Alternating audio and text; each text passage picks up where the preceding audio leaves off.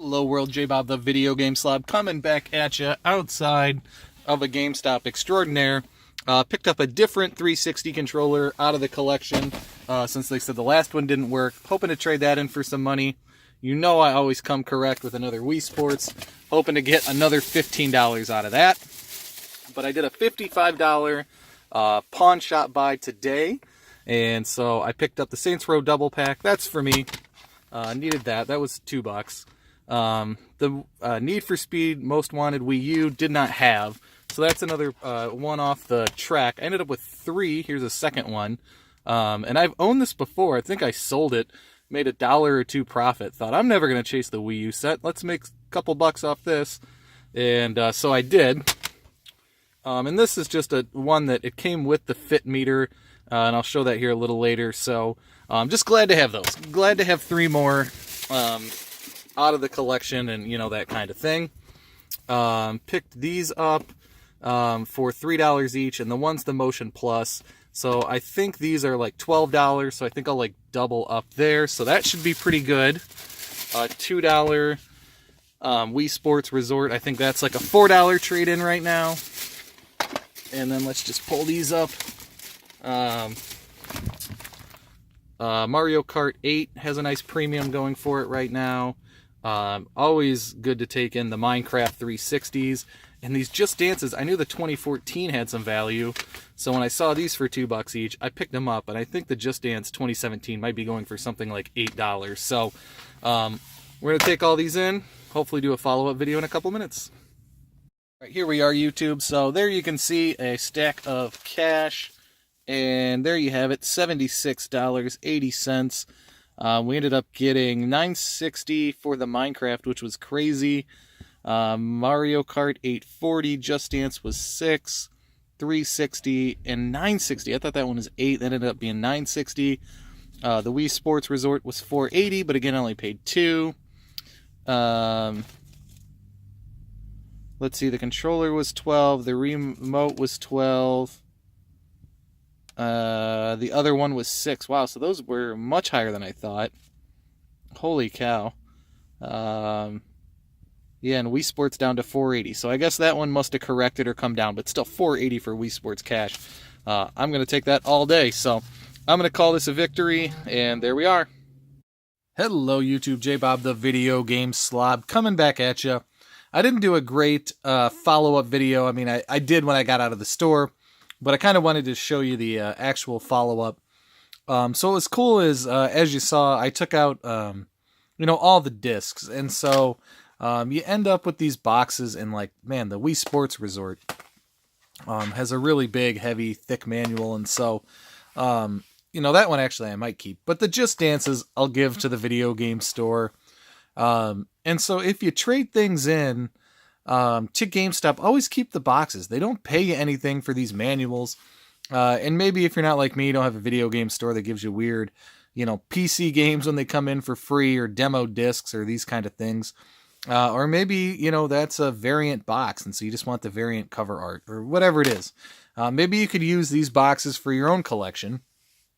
And you can do with them whatever you want, and just take the cover art out and substitute them for boxes that fit, your collection and make them nicer. That's all fine. My point is that there's really no point in giving your really nice things to GameStop. They pay you no premium for them. So, keep those things. It'll help your collection get better.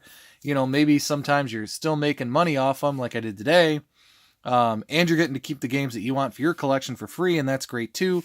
But you can do condition upgrades. Maybe you can make a little profit if you stack the manuals together. I don't do that, or the cover arts or whatever. Or maybe you collect the variants, and that's cool too. Same with these.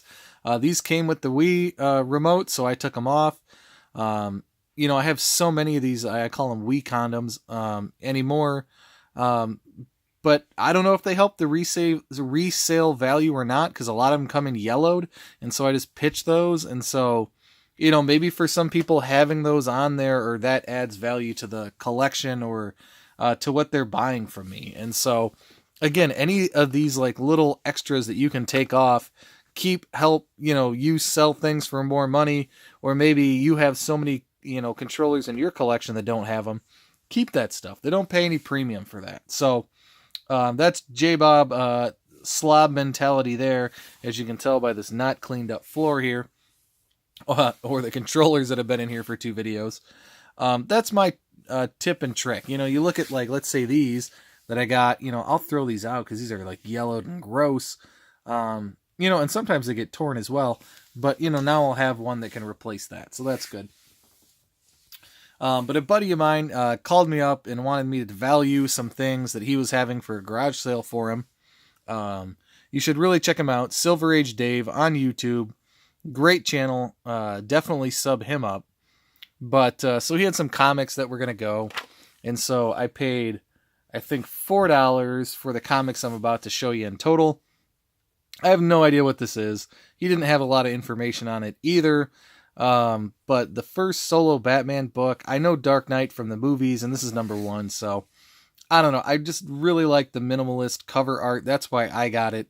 And I like the Dark Knight because I have seen the movie. I don't know a lot about comics. But anyway, so that was a favorite for me here. And I'm trying to fix this next one up off camera. And so this one was cool because it was number 200. It's Captain America. It's a 25 center. The cover art's kind of cool, but I don't know, 200th issue, so I kind of thought that was all right. So I picked it up, and the condition on these are really bad. 25-cent Avengers. I just really loved the cover art on this, and so I tend to fall in love with comic books for their cover art. I really don't know anything. I mean, I know condition is important, but I know nothing of their value necessarily. I call these guys and say, hey, I found these things out in the wild. Do you want them? What am I looking at? That kind of stuff. And they tell me if they want to buy it. And, if I find something good, they're very good about paying a premium or, letting me take a cut or helping me out when I'm looking for things. So we'll get into that here in a second. But anyway, so sometimes I see the stuff they have, though, and I think those are cool. I'd like to have that. So these are just going to go to my office as cool things to hang on the wall. But Tomb Raider and the Darkness. So the Darkness game from 360. You should know Tomb Raider by now if you're a video game person. It says number 1, but it's a one-off run from what he told me. And so, just a storyline crossover. Very cool. I have a few Tomb Raider comics. I know I've had them on the channel before. And so, very cool to pick that up. And so, here's something that you may not recognize. Is a run of 65432. I don't have number 1, and these go to number 9. But Battle Chasers, which is a game I picked up on the channel from GameStop for like $5 during one of their sales for the Xbox One.